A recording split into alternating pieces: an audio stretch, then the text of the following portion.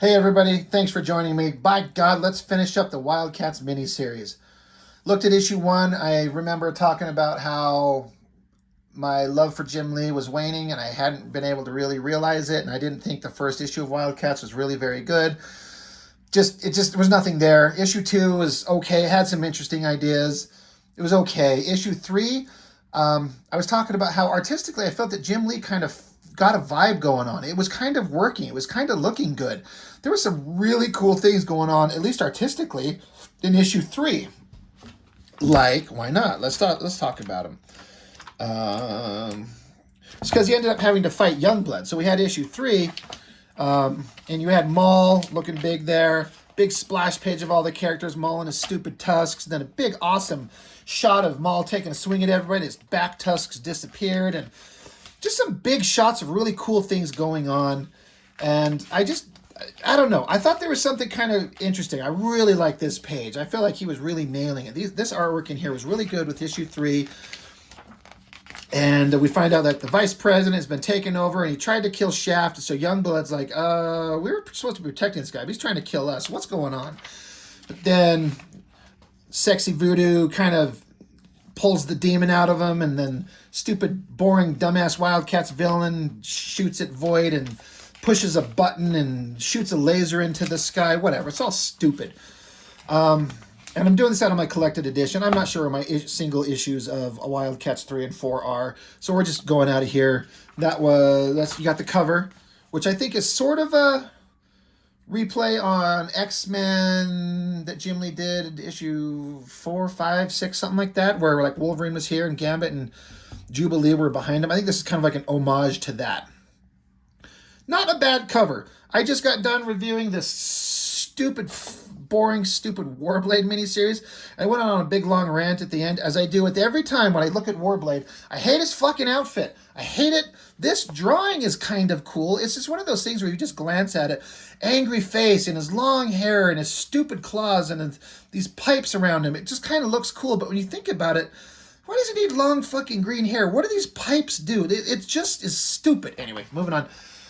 Big main villain doing his big evil cackling shit. We don't really know anything about this villain, why he's there, what his motivations are, why does he's bringing in like aliens from another dimension or whatever, his people, his species to conquer Earth. Victory is mine, reunification begins now. Did you give a fuck when you were reading this? The 4th issue in, are you like, holy shit, I'm on the side of the Wildcats? This villain has been built up to be an incredible villain. Remember when villains were awesome?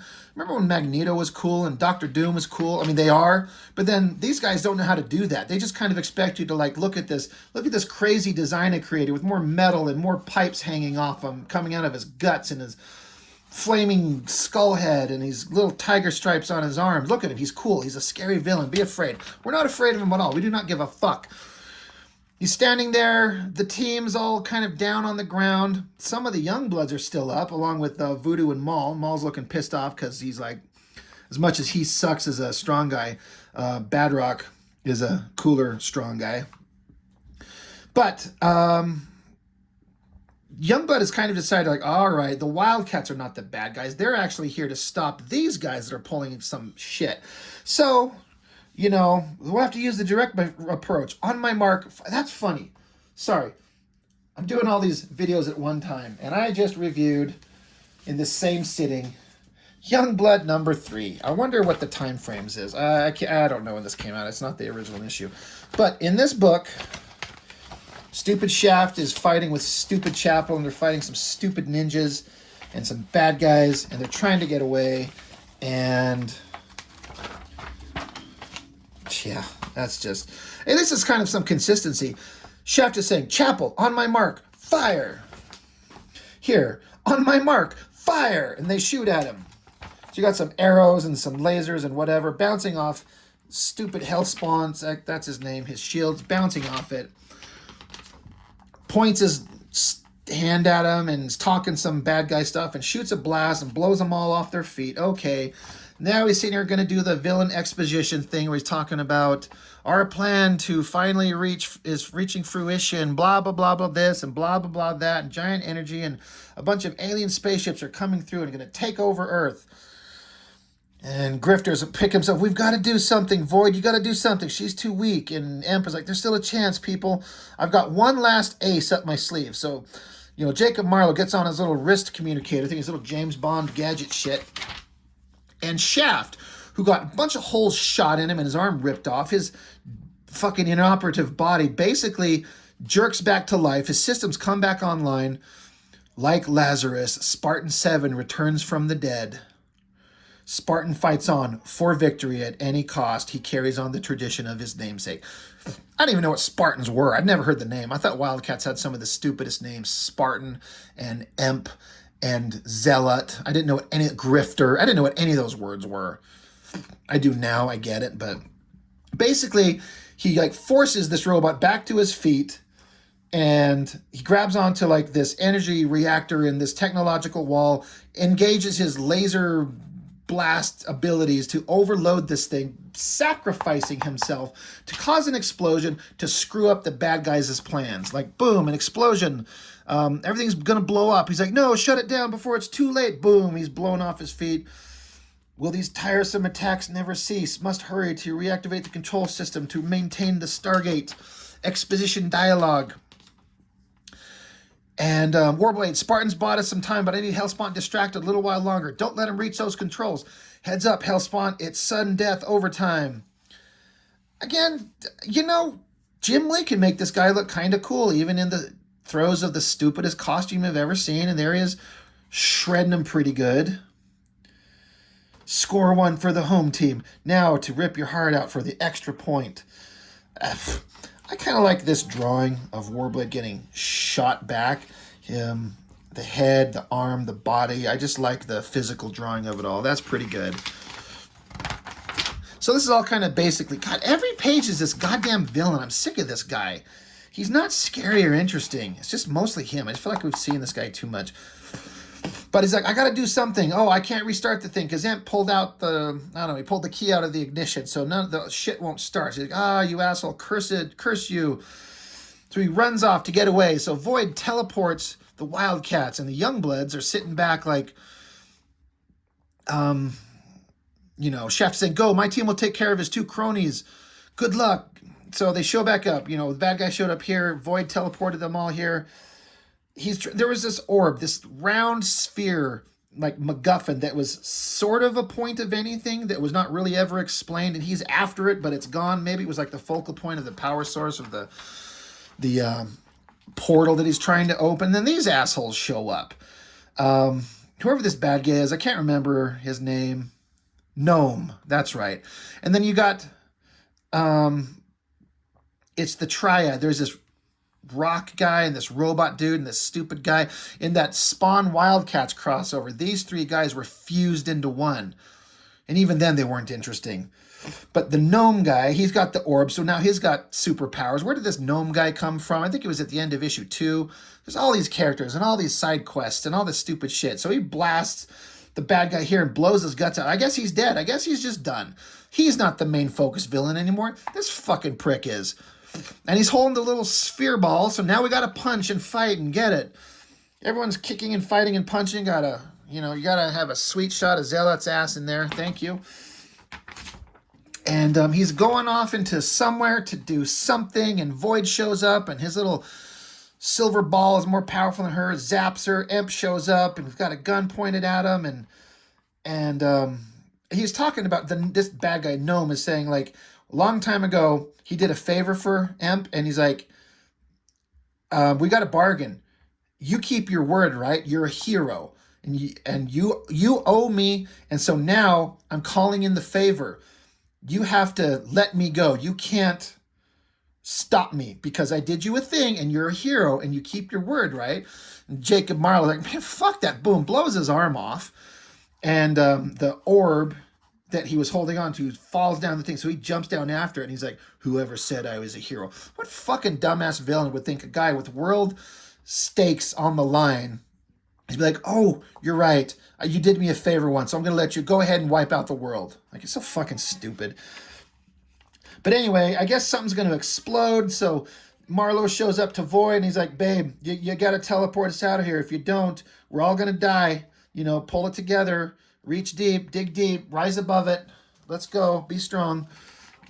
So she does. She gets up. Well, I guess we don't know. That's the thing. We don't know if it's going to work. And you got a little timer going down. 4, 3, 2, 1. The young bloods are running out there, and they're just trying to get out of there. It's showing some of the. You got stupid Deadpool ripoff asshole over here. They're all getting away. I always dug this kind of half silhouette shot of the young bloods running out. You got Shaft, Badrock here carrying the Vice President, Vogue, Combat, and Chapel. I just. That's one of the coolest drawings of Youngblood ever. They look like a superhero team with each have distinct personalities and body types. Like Combat looks more awesome there in that silhouette than anything else I've ever seen because Jim Lee has a way of making some other characters look fucking awesome. And, I know you might be looking at it going, that's just a little tiny drawing all in silhouette. How's that better than the coolest shit Rob Liefeld ever did with the characters? I don't know. Somehow it is. Fuck you, it's my channel. I can think what I want. But they're getting away, and they're in. Marlowe and Voight are still down here on this plank, and energy's building up, and we're getting. Oh, there's 4 minutes, not 4 seconds. 4 minutes, 3.5 minutes. So we're getting down. We're down to 10 seconds here, and she's like, "I don't have the power. I can't do it." He's like, "Well, I've got latent superhuman abilities that I can't access because I'm a weird alien thing, but you can absorb those powers out of me. You need power? Take my hand. If I am who you say, then I've got the power to help you, but I'll need your help if we're going to all make it out alive." She's like, "I shall try." And then just do it. Boom. Giant explosion. Again, I like this portrayal of Youngblood. The best portrayal of Youngblood to date was Jim Lee doing it in a couple of pages and 2 issues of Wildcats. The Wildcats were boring, but I liked Youngblood. It's such a weird thing that I got going on here with what I think looks good. That picture of Die Hard looks badass. Pretty good explosion. Like, it works. The dust is settling, and they can't find any remnants of the Wildcats. Did they make it out? Who knows? Oh, look, there's the remnants of the cyborg. They, it says, no sign of Hellspawn, no more is Triad, none of the Wildcats either. Well, except for the cyborg, the one they called Spartan.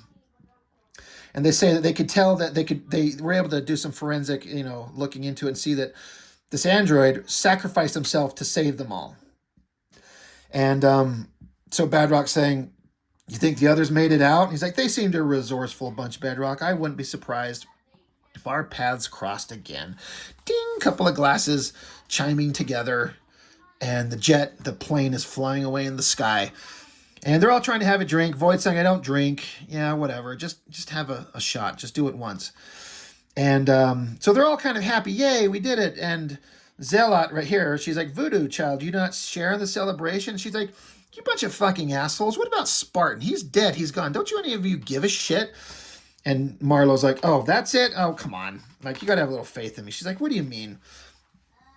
This silhouette, like, I was talking about the silhouette of the characters. These silhouette images of Youngblood look cool. These silhouette images of the Wildcats kind of make them look stupid. Like, look at those poofy boots on Voodoo's feet and Maul with the stupid tusks and... I don't know. I don't think the Wildcats were ever a good design. Youngblood, for all their faults, had the potentials for good designs. But basically, this is where Jacob Marlowe is explaining that Spartan is an android. You can download his personality into a new body. You can destroy him every issue, and he'll just come back. And she's like, "Oh, good, because I wanted to suck him off later," which they do in later comics. So anyway, they're like, "Yay, we did our thing. We survived. We're a heroic team. We're all cool." And the newspapers were announcing that Dan Quayle was an alien, and Lynch from Gen 13, who was at the beginning of issue 1, he's like, "Oh yeah, they told me that's what it was, but I didn't believe them. And I would have, locked you all up if you would have told me. But you guys were right, so good job." The end. What a wrap up to an amazing comic book series, right? Is it just so great? As is the case, in my opinion, with all these first run miniseries of these books, none of them were any good from a story perspective. Cyberforce meandered everywhere and went nowhere. Youngblood did the same goddamn thing. Wildcats does the same goddamn thing. Spawn was kind of boring, but at least it had a singular perspective that kept going issue to issue. Dragon was the best by far. Shadowhawk I never really cared for, but it is what it is. The books all got handed off to other artists and writers, and they found their full potential for sure. Wildcats got handed off to James Robinson, I think, to start. Then Alan Moore came along, and then Joe Casey, I think, is who ended the regular run. And that was my favorite, was the Joe Casey run. I might have to get into talk about those. They took these characters to a more interesting and logical kind of full realization of their potential. None of this shit was that.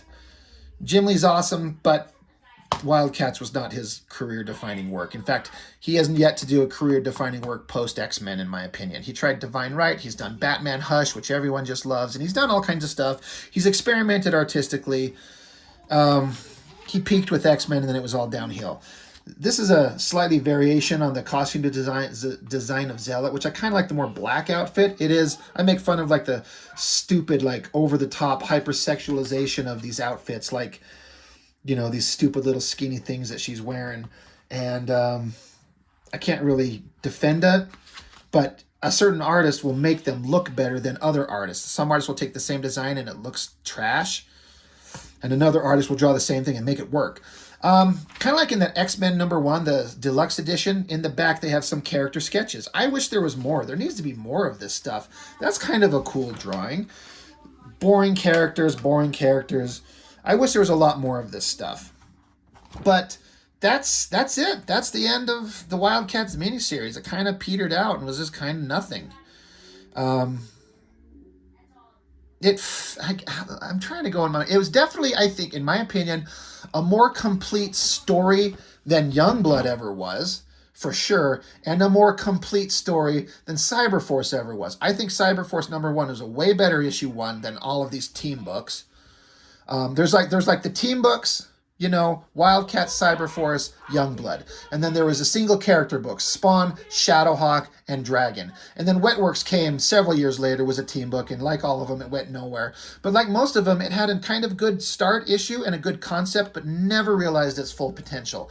I think Cyberforce started out with the best issue #1, but then the story went nowhere. Youngblood absolutely had no concept of a story at all. Wildcats, I think, started out kind of bland and kind of rose up a little bit and then kind of faltered a little bit at the end. But overall, in my opinion, Wildcats had the most complete, coherent story that kind of seemed to wrap up a little bit better. So as much as I shit on Brandon Choi and his god-awful writing, I feel like if I were to hand a complete series like this to somebody, if I had the Youngblood, Wildcats, and the Cyberforce, which is the best written one, it might have to be this out of those three. And like the single character books, the Dragon, the Spawn, and the Shadowhawks, it's no contest. Give anybody Savage Dragon if you want the best comic and the best story with the best full realization of the character. Eric Larson knew what he was doing. From the instant he touched it, he knew exactly what he was doing and where he was going and why he was doing it. None of these other guys did. But I guess I'm just trying to feel, you know, this. I kind of blew through this issue 4 pretty quickly because I didn't really have anything to say because there's nothing there. It's just fight, fight, fight, fight, fight, stories over, done. So, Wildcats miniseries, this is over. We will pick up again, continuing the Wildcats miniseries here when we start back on it. I don't think it started with an issue 1. I think it started just continuing. This is issues 1 through 4.